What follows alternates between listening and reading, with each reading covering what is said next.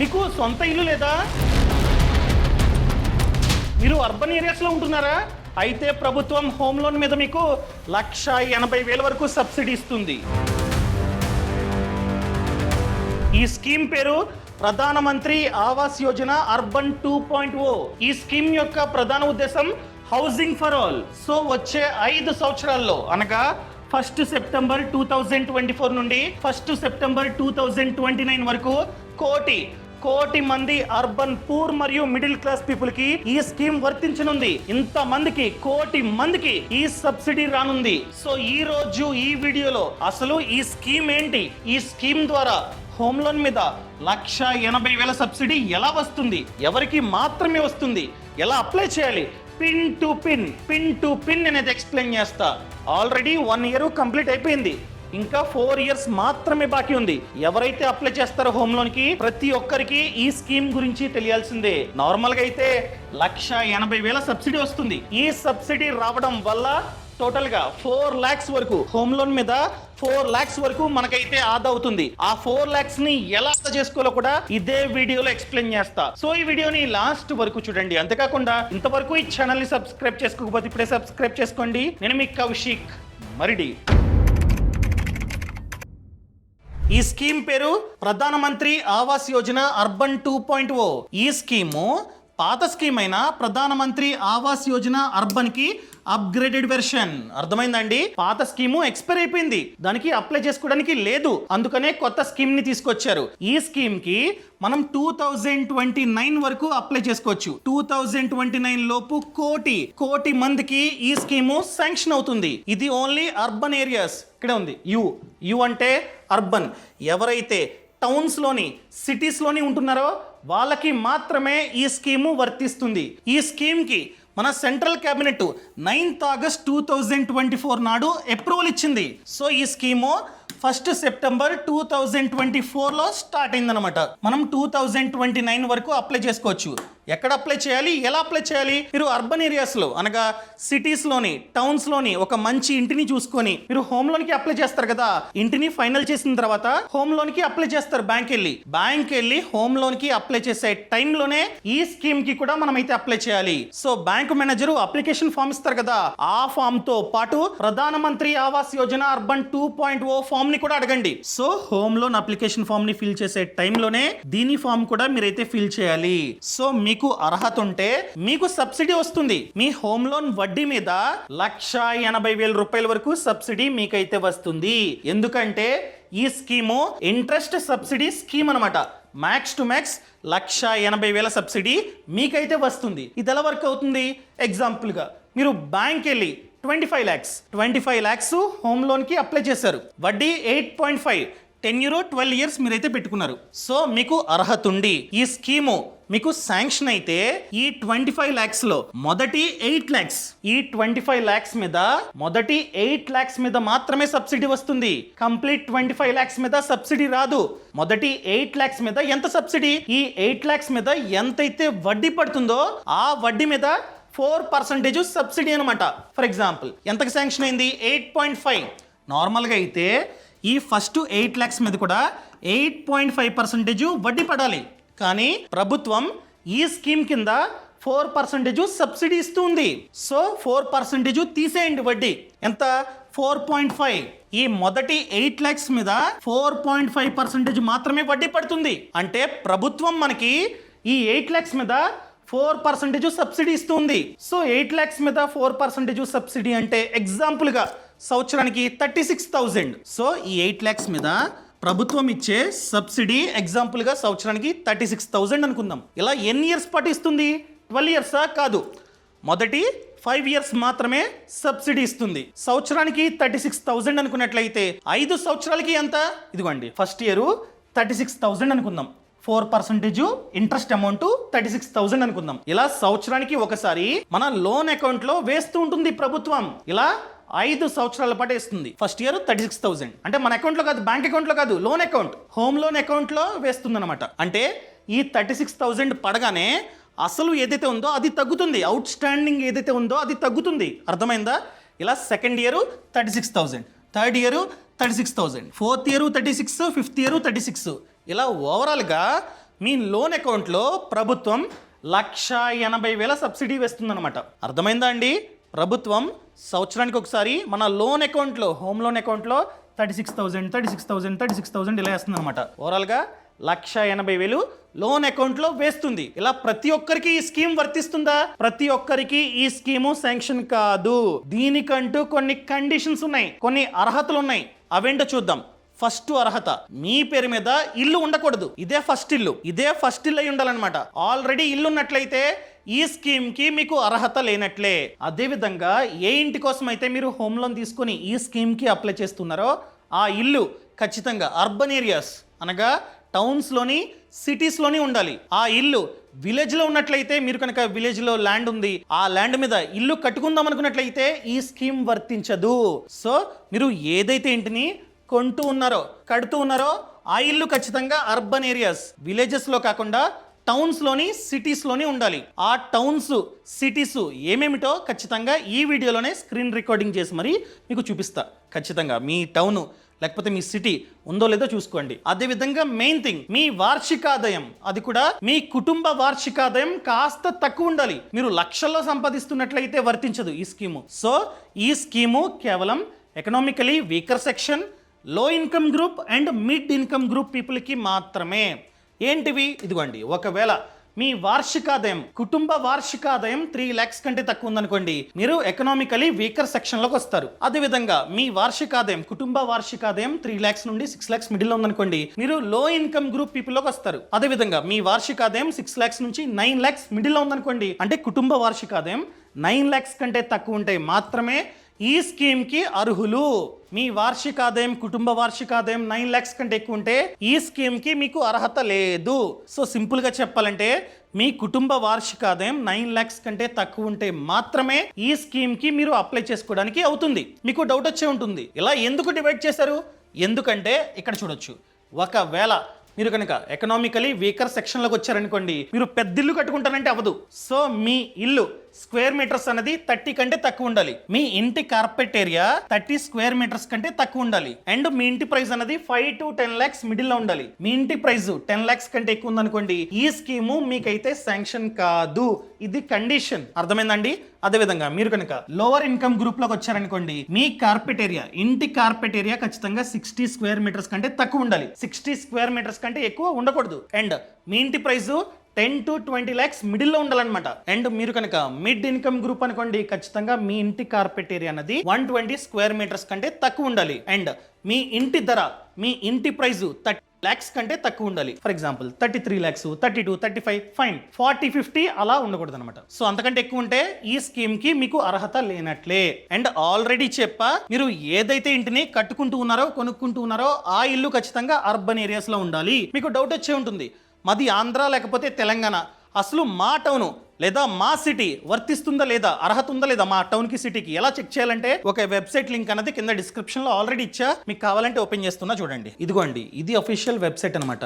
ప్రధానమంత్రి ఆవాస్ యోజన అండ్ ప్రభుత్వ లోగో అన్ని చూడొచ్చు. ఇదిగోండి, ఏపీలో చూసుకున్నట్లయితే అద్దంకి, ఆదోని, ఆళ్లగడ్డ, అమలాపురం, అమరావతి సిటీ, అనంతపురం ఇలా అన్నీ ఉంటాయి.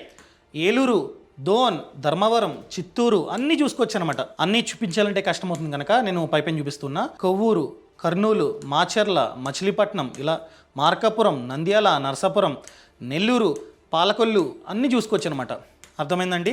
అదేవిధంగా తెలంగాణ డేటా కావాలంటే బాగా కిందకి వెళ్ళిపోవాలి టీ కాబట్టి. ఇదిగోండి, తెలంగాణ ఆదిబట్ల, అలంపూరు అన్నీ A to Z మీరు కావాలంటే చూసుకోవచ్చు అనమాట. చిట్యాల, ఇదిగోండి జిహెచ్ఎంసి అంటే మన హైదరాబాద్ ఖచ్చితంగా సిటీయే కాబట్టి ఇది వస్తుంది అనమాట. అదేవిధంగా చిన్న చిన్న టౌన్స్ కూడా ఇక్కడ వస్తుంది. Nandikonda, A to Z, Nizamabad, షాద్నగరు, A to Z చూసుకున్నారా? ఇవన్నీ తెలంగాణ. ఈ సిటీస్లో, ఈ టౌన్స్లో మీరు కనుక ఉంటున్నట్లయితే ఈ స్కీము మీకు వర్తిస్తుంది.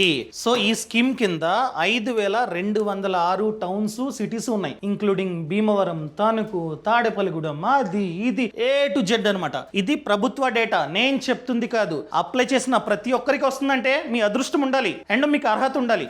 అర్హత ఉండి అదృష్టం ఉంటే మాత్రమే ఈ స్కీము మీకైతే శాంక్షన్ అవుతుంది. అర్థమైందండి? అండ్ ఏదైతే ఇంటిని కడుతూ ఉన్నామో, కొనుక్కుంటూ ఉన్నామో ఈ స్కీమ్ కింద ఆ ఇల్లు ఖచ్చితంగా లేడీస్, ఉమెన్ పేరు మీద రిజిస్టర్ అవ్వాలి. అంటే ఓన్లీ మీ వైఫ్ పేరు మీద రిజిస్టర్ అవ్వచ్చు, లేదా లేదండి మా వైఫ్తో పాటు నేను కూడా ఓనరే, సో నా పేరు మీద కూడా ఉండాలి అనుకున్నట్లయితే జాయింట్ రిజిస్ట్రేషన్, అనగా మీ పేరు మీద మీ వైఫ్ పేరు మీద ఇద్దరి పేరు మీద రిజిస్టర్ అవ్వాలి. ఎదర్ ఇది లేకపోతే అది.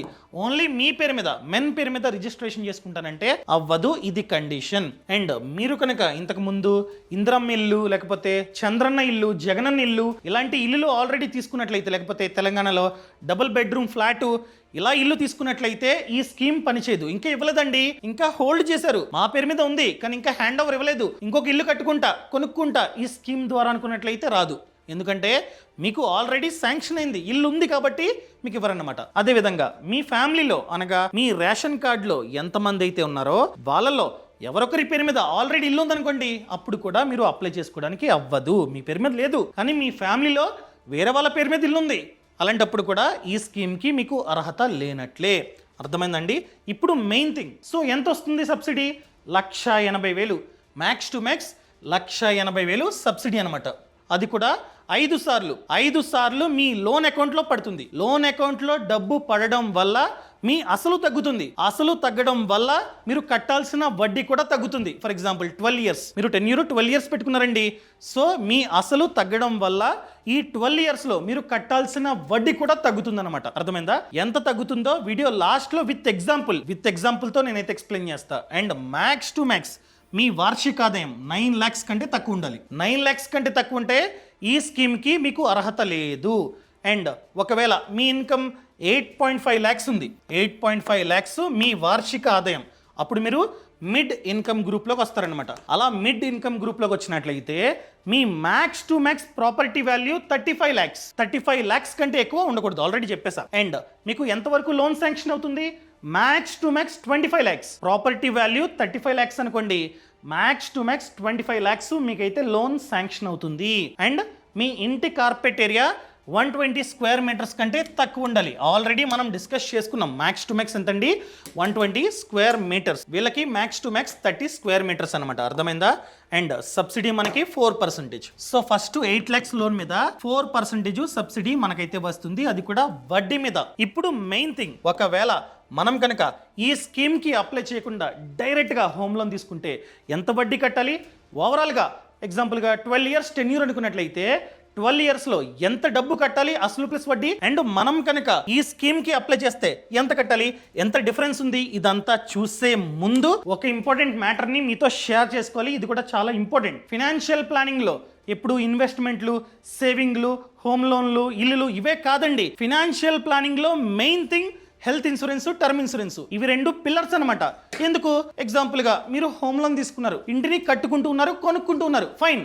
ఇప్పుడు డబ్బు వస్తుంది, మీరు కొనుక్కున్నారండి. ఫ్యూచర్లో బై ఎనీ ఛాన్స్ మనకి ఏమైనా రిస్క్ అయితే కుటుంబ సిచ్యువేషన్ ఏంటి? వాళ్ళు ఈఎంఐస్ కట్టగలరా? సబ్సిడీ వస్తుంది ఓకే, కానీ ఈఎంఐస్ కట్టాలి కదా, వాళ్ళు వర్క్ చేయాలి. వాళ్ళకి వర్క్ చేసే కెపాసిటీ లేకపోతే, ఒకవేళ మీ కుటుంబం మీ ఆదాయం మీద డిపెండ్ అయి ఉన్నట్లయితే మీ పేరు మీద ఖచ్చితంగా టర్మ్ ఇన్సూరెన్స్ ఉండాల్సిందే.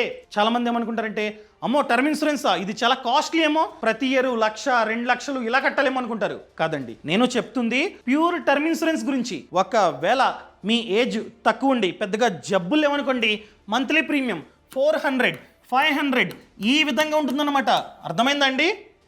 సో 400, 500 ఇలా ప్రతి మంత్ కడితే మనకి 1 కోటి, 2 కోట్లు ఈ విధంగా కవరేజ్ అనేది వస్తుంది. ఫర్ ఎగ్జాంపుల్ మీరు 2 కోట్ల టర్మ్ ఇన్సూరెన్స్ ప్లాన్ తీసుకున్న తర్వాత రిస్క్ అయిందనుకోండి, మీ కుటుంబానికి బీమా సంస్థ 2 కోట్లు ఇస్తుంది. సో ఫ్యూచర్లో మనం లేకపోయినా కూడా మనకి ఏమైతే అప్పులు ఉన్నాయో ఆ అప్పుల్ని మన కుటుంబం ఈ డబ్బుతో తీర్చుతుంది. వాళ్ళు అట్లీస్ట్ ఆర్థికంగా స్ట్రాంగ్గా ఉంటారు. అందుకనే ఎంత వీలైతే అంత త్వరగా టర్మ్ ఇన్సూరెన్స్ తీసుకోవడం చాలా అంటే చాలా ముఖ్యం. మీ మీద డిపెండెన్స్ ఉండి మీ పేరు మీద లోన్స్ ఉంటే ఇది చాలా అంటే చాలా ముఖ్యం అనమాట. మీరు అడగొచ్చు, ఎలా తీసుకోవాలండి? బ్లైండ్గా ఏదో ఒక కంపెనీ వద్ద తీసేసుకున్నా? అలా తీసుకోవద్దండి. నన్ను అడిగినట్లయితే కంపేర్ చేసుకోండి. మార్కెట్లో చాలా కంపెనీస్ ఉన్నాయి, చాలా ప్లాన్స్ ఉన్నాయి. ఇవన్నీ కంపేర్ చేసుకొని బెస్ట్ ప్లాన్ని తీసుకోండి. మీరు అడగొచ్చు, ఎలా కంపేర్ చేసుకోవాలండి? మీకు కావాలంటే కింద డిస్క్రిప్షన్లోని పక్కన కామెంట్స్లోని లింక్ ఇస్తా, పాలసీ బజార్ది. ఆ లింకుని క్లిక్ చేసి మీ సమాచారం అంతా కరెక్ట్గా ఇస్తే చాలా ప్లాన్స్ కనిపిస్తాయి. ఈ ప్లాన్స్లో మంచి ప్లాన్ని ఫిల్టర్ చేసుకోండి. Claim settlement ratio, solvency ratio ఇవన్నీ చూసుకోండి. ఏ కంపెనీకి క్రెడిబిలిటీ ఉంది, ఏ కంపెనీ చాలా ఇయర్స్గా ఉంది, ఇదంతా చూసుకొని ఫిల్టర్ చేసుకొని డైరెక్ట్గా అక్కడే కొనుక్కోవచ్చు. బయటతో కంపేర్ చేస్తే పాలసీ బజార్లో 15% వరకు డిస్కౌంట్ కూడా వస్తుంది. అండ్ రీసెంట్గా GST తగ్గింది. ఇంతకుముందు 18% ఉండేది, అది కాస్త 0 అవ్వడం వల్ల ప్రీమియమ్స్ తగ్గాయి. సో ఇప్పుడు తీసుకున్నారనుకోండి అది లాక్ అయిపోద్ది. టర్మ్ అంతా అంతే ప్రీమియం కడితే చాలు. ఒకవేళ మీరు కనుక మీ పేరు మీద ఎంత చూపిస్తుందో చెక్ చేసుకుందాం, కంపేర్ చేసుకుందాం అనుకున్నట్లయితే లింక్ కింద డిస్క్రిప్షన్లో పక్కన కామెంట్స్లో ఇచ్చా, చూసుకోండి, నచ్చితే డైరెక్ట్గా తీసుకోండి. అదేవిధంగా హెల్త్ ఇన్సూరెన్స్, ఈ హెల్త్ ఇన్సూరెన్స్ కూడా చాలా అంటే చాలా ముఖ్యం. చాలా మంది ఏం చేస్తున్నారంటే ఎందుకులే ఇప్పుడు బాగానే ఉన్నాను కదా, నా ఫ్యామిలీ అంతా బాగానే ఉంది, ఎవరికి జబ్బు లేవు, ఎందుకులే అనుకుంటున్నారు. సో తీసుకోలేదు అనుకుందాం. సో ఫ్యూచర్లో చిన్న ప్రాబ్లం వచ్చి హెల్త్ ఇష్యూ అయ్యి హాస్పిటల్ అడ్మిట్ చేసి సర్జరీ జరిగింది అనుకోండి, ఒక 7 lakhs ఖర్చు అయింది అనుకుందాం. 7 lakhs ఖర్చు అయింది, మీ పేరు మీద హెల్త్ ఇన్సూరెన్స్ ప్లాన్ లేదు, అప్పుడు ఈ 7 lakhs మీరే భరించాలి. అదే మీరు కనుక మంచి కంపెనీ వద్ద మీ ఫ్యామిలీ మొత్తానికి ఒక 15 lakhs 10 lakhs కవరేజ్ గల మంచి ప్లాన్ తీసుకున్నారండి, 7 lakhs ఖర్చు అయింది హాస్పిటల్లో, ఈ 7 lakhs అప్పుడు బీమా సంస్థ భరిస్తుంది మనం కనుక డాక్యుమెంట్స్ అని కరెక్ట్గా సబ్మిట్ చేస్తే. దీనికి కూడా సేమ్, మీ ఏజ్ తక్కువ ఉండి పెద్దగా జబ్బులు లేవనుకోండి, మంత్లీ ప్రీమియం 400 500 600 ఈ విధంగా ఉంటుందన్నమాట. సో ఇంత తక్కువ కట్టిన తర్వాత మనకేమన్నా ప్రాబ్లం అయ్యి ఫ్యామిలీలో 24 hours కంటే ఎక్కువసేపు హాస్పిటల్ అడ్మిట్ అయ్యి ఒక 7 lakhs 8 lakhs ఖర్చు అయింది అనుకోండి, ఆ ఖర్చు అంతా బీమా సంస్థ భరిస్తుంది. సో ఒకవేళ నేను కంపేర్ చేసుకుంటా, నేను బ్లైండ్గా తీసుకోను, మార్కెట్లో చాలా ప్లాన్స్ ఉన్నాయి కదా, అన్ని కంపేర్ చేసుకుంటా అనుకున్నట్లయితే దాని లింక్ కూడా, హెల్త్ ఇన్సూరెన్స్ లింక్ కూడా కింద డిస్క్రిప్షన్లో ఇచ్చా. క్లిక్ చేసి మీ సమాచారం అంతా కరెక్ట్గా ఇస్తే చాలా ప్లాన్స్ కనిపిస్తాయి, అక్కడే కంపేర్ చేసుకోండి. Claim settlement ratio, network hospitals ఇవన్నీ చూసుకోండి, కంపేర్ చేసుకుని మంచి ప్లాన్ మీరు కావాలంటే తీసుకోవచ్చు. బయటతో కంపేర్ చేస్తే ఈ పాలసీ బజార్ వెబ్సైట్లో 25% వరకు డిస్కౌంట్ ఉంది. అండ్ వీళ్ళ సైడ్ నుండి 30-minute క్లెయిమ్ సపోర్ట్ కూడా మనకైతే వస్తుందన్నమాట. ఫ్యూచర్లో ఏమన్నా క్లెయిమ్కి అప్లై చేయాలంటే వాళ్ళు సపోర్ట్ ఇస్తారనమాట. ఈ ఫెసిలిటీ పాలసీ బజార్లో ఉంది. సో డైరెక్ట్గా మీరు ఆ కంపెనీ నుంచి, ఇన్సూరెన్స్ కంపెనీ నుంచి తీసుకుంటున్నట్లు, పాలసీ బజార్ నుంచి కాదు, ఇది జస్ట్ ప్లాట్ఫామ్ మాత్రమే. సో ఎంత వీలైతే అంత త్వరగా తీసుకోండి. అండ్ ఇప్పుడు మెయిన్ థింగ్, ఒకవేళ మనం కనుక ఈ స్కీమ్కి అప్లై చేయకుండా హోమ్ లోన్ తీసుకుంటే ఎంత కట్టాలి? ఫర్ ఎగ్జాంపుల్ రమేష్కి యాన్యువల్ ఇన్కమ్, ఫ్యామిలీ వార్షిక ఆదాయం 8.5 lakhs, తక్కువే, అర్హత ఉంది కానీ అప్లై చేసుకోవాలి. ఇంతకుముందు సొంత ఇల్లు లేదు, సో సిటీలో ఉంటున్నాడు హైదరాబాద్లో, కానీ అప్లై చేసుకోలేదు, తెలియలేదు ఈ స్కీమ్ గురించి. సో అప్లై చేయకుండా ఈ స్కీమ్కి డైరెక్ట్గా హోమ్ లోన్కి అప్లై చేశాడు. ఫర్ ఎగ్జాంపుల్ ఇంటి వాల్యూ 35 lakhs అండి, 10 lakhs సేవింగ్స్ ఉన్నాయి, సో 10 lakhs డౌన్ పేమెంట్ కట్టేశాడండి, 25 lakhs హోమ్ లోన్కి అప్లై చేశాడు. 8.5% వడ్డీ, 12 years టెన్యూర్ అనుకున్నట్లయితే ఈ 12 yearsలో ఓన్లీ వడ్డీ ఎంత కట్టాలండి? 14,96,000 కట్టాలి. సో 12 yearsలో అసలు ప్లస్ వడ్డీ అంతా కలిపి ఎంత కడతాడు? 39,96,000 కడతాడు. 25 lakhs అసలు కదా, అసలు 25 lakhs అండ్ వడ్డీ 14.96 అంటే 14,96,000 అంత కలిపి రౌండ్ ఫిగర్గా 40 lakhs కడతాడు ఈ 12 yearsలో. సో ఇతను అవేర్నెస్ లేక ఈ స్కీమ్కి అప్లై చేయలేదు కాబట్టి ఎటువంటి సబ్సిడీ రాదు. ఇంకో పక్క సురేష్ కుటుంబ వార్షిక ఆదాయం 8.5 lakhs, అందరిది కలిపి 8.5, సో 9 lakhs కంటే తక్కువ ఉంటే మాత్రమే ఈ స్కీమ్కి అర్హత ఉన్నట్లే. అండ్ టౌన్లో ఇంటిని కొనుక్కుంటూ ఉన్నాడు, సో హోమ్ లోన్కి అప్లై చేశాడు. హోమ్ లోన్కి అప్లై చేస్తూనే ఈ ప్రధానమంత్రి ఆవాస్ యోజన అర్బన్ 2.0 కూడా అప్లై చేశాడు. సో బ్యాంకు మేనేజర్ని అడిగాడు, ఆయన అప్లికేషన్ ఫామ్ ఇచ్చాడు, ఫిల్ చేశాడు అనమాట. సో ఫిల్ చేసిన తర్వాత బ్యాంకు, ప్రభుత్వం అంతా చెక్ చేస్తుంది. ముఖ్యంగా బ్యాంకు హోమ్ లోన్ ని శాంక్షన్ చేసింది, అండ్ ప్రభుత్వం కూడా అంతా చెక్ చేసి అర్హత ఉంది అని చెప్పి ఫైండ్ అవుట్ చేసిన తర్వాత వాళ్ళు కూడా ఆ స్కీమ్ ని శాంక్షన్ చేశారు. సో శాంక్షన్ చేసిన తర్వాత ఏమవుతుంది? ఎగ్జాంపుల్ గా సురేష్ హోమ్ లోన్ ని 25 lakhs తీసుకున్నాడు, అంటే ఇంటి వాల్యూ 35 lakhs అనుకుందాం. సో 10 lakhs ఇతను కూడా డౌన్ పేమెంట్ కట్టాడు, సేమ్ 25 lakhs హోమ్ లోన్కి అప్లై చేశాడు, వడ్డీ 8.5, టెన్యూర్ 12 years. సో ఇక్కడ ఆ స్కీమ్కి అర్హత పొందాడు, ఆ స్కీము శాంక్షన్ అయింది కనుక మొదటి 8 lakhs, ఈ 25 lakhsలో మొదటి 8 lakhs మీద 4% సబ్సిడీ వస్తుంది. ఈ మొదటి 8 lakhs వడ్డీ మీద 4% సబ్సిడీ, నార్మల్గా అయితే 8.5, సో 4% సబ్సిడీ వచ్చినట్లయితే ఫైనల్ వడ్డీ ఈ 8 lakhs మీద 4.5%. సో ఇలా చూసుకున్నట్లయితే సంవత్సరానికి 36,000 అనుకుందాం, అంటే ఈ 8 lakhs మీద నార్మల్గా అయితే సురేష్ 8.5% వడ్డీ కట్టాలి, కానీ 4% సబ్సిడీ వచ్చింది. సో ఈ 8 lakhs మీద 4% సబ్సిడీ అమౌంట్ ప్రభుత్వం ఇచ్చేది సంవత్సరానికి 36,000 అనుకుందాం. ఇలా సంవత్సరానికి ఒకసారి 36,000 లోన్ అకౌంట్ లో వేస్తుంది ప్రభుత్వం. ఇలా ఆల్రెడీ చెప్పా లెక్క ఎంత. సో 36,000 ఇంటూ 5 ఎంత? 1,80,000. సో ఇక్కడ ప్రభుత్వం 1,80,000 ఆ లోన్ అకౌంట్ లో వేస్తుంది. ఎవరి లోన్ అకౌంట్ లో? సురేష్ లోన్ అకౌంట్ లో వేస్తుంది. సో సురేష్ 1,80,000 కట్టాల్సిన అవసరం లేదు, సబ్సిడీ వచ్చినట్లే. ఇదిగోండి లోన్ 25 lakhs, సో సబ్సిడీ 1,80,000. ఈ 1,80,000 లోన్ అకౌంట్ లో పడి అవుట్ స్టాండింగ్ తగ్గడం వల్ల అసలు తగ్గడం వల్ల ఓవరాల్గా ఆ 12 ఇయర్స్లో సురేష్ కట్టాల్సిన వడ్డీ కూడా తగ్గుతుంది. ఎందుకు? అసలు తగ్గింది, అసలు 1,80,000 తగ్గింది. ఇలా సంవత్సరానికి ఒకసారి 36,000 లోన్ అకౌంట్లో పడుతుంది. ఇలా 5 సంవత్సరాల్లో 1,80,000 పడింది. ఇలా 1,80,000 పడడం వల్ల తగ్గింది అసలు 1,80,000. ఇలా 1,80,000 అసలు తగ్గడం వల్ల మనం కట్టాల్సిన వడ్డీ కూడా తగ్గుతుంది. సో సురేష్ ఈ 12 ఇయర్స్లో ఎంత వడ్డీ కట్టాలి? 12,76,000. కానీ రమేష్ ఈ 12 ఇయర్స్లో ఎంత కట్టాడండి? ఇదిగోండి, రమేష్ ఈ 12 ఇయర్స్లో 14,96,000 వడ్డీ కట్టాడు. కానీ సురేష్ ఎంత కట్టాడండి? 12,76,000 మాత్రమే వడ్డీ కట్టాడు. ఎందుకంటే ఈ స్కీమ్ కి అప్లై చేసి సబ్సిడీ లోన్ అకౌంట్ లో పడడం వల్ల ఓవరాల్ గా వడ్డీ కూడా తగ్గిందనమాట. సో ఇద్దరికి డిఫరెన్స్ ఎంత? ఇది రమేష్ ది, ఇది సురేష్ ది. డిఫరెన్స్ వచ్చేసి 2,20,000. ఓవరాల్ గా వడ్డీ 2,20,000 తగ్గింది. దాంతో పాటు 1,80,000 సబ్సిడీ వచ్చింది. సో ఓవరాల్ గా 4 lakhs. ఏంటి? 1,80,000 ప్లస్ 2,20,000 అంటే 4 lakhs. ఈ 4 lakhs ఎలా అవుతుంది పిచ్చి అని చెప్పి మీరు నన్ను అడగొచ్చు. సింపుల్గా చూపిస్తానండి. ఇక్కడ రమేష్ ఓవరాల్గా ఈ 12 ఇయర్స్లో ఎంత వెనక్కి కట్టాడు? బ్యాంకుకి అసలు ప్లస్ వడ్డీ అంతా కలిపి ఎంత కట్టాడు? 39,96,000 కట్టాడు. అంటే ఓవరాల్గా 40 lakhs వెనక్కి కట్టాడు. కానీ సురేష్ ఎంత కడతాడండి? అంతా కలిపి సురేష్ వెనక్కి కట్టేది 35,96,000 అసలు ప్లస్ వడ్డీ అంతా కలిపి. అర్థమైందండి? అసలు 23,20,000 అని చెప్పి ఎందుకు రాశానంటే ఇక్కడ 1,80,000 లోన్ అకౌంట్లో పడింది, అంటే అసలు 1,80,000 తగ్గింది. సో 23,20,000 ప్లస్ ఓవరాల్గా వడ్డీ 12,76,000 అంతా కలిపితే 35,96,000. ఇక్కడ రమేష్ కట్టింది 39,96,000, సురేష్ కట్టింది 35,96,000. అంటే డిఫరెన్స్ 4 lakhs అనమాట. ఈ స్కీమ్ వల్ల ఓవరాల్గా 4 lakhs బెనిఫిట్ అన్నది మనకైతే వస్తుంది. కానీ మైనస్ ఏంటంటే ఈ స్కీము అందరికీ వర్తించదు. ఎవరికైతే తక్కువ ఇన్కమ్ ఉందో వాళ్ళకి మాత్రమే వర్తిస్తుంది. కండిషన్స్ అన్ని ఆల్రెడీ చెప్పా. ఈ సమాచారం మీకు నచ్చింది అనుకుంటున్నా.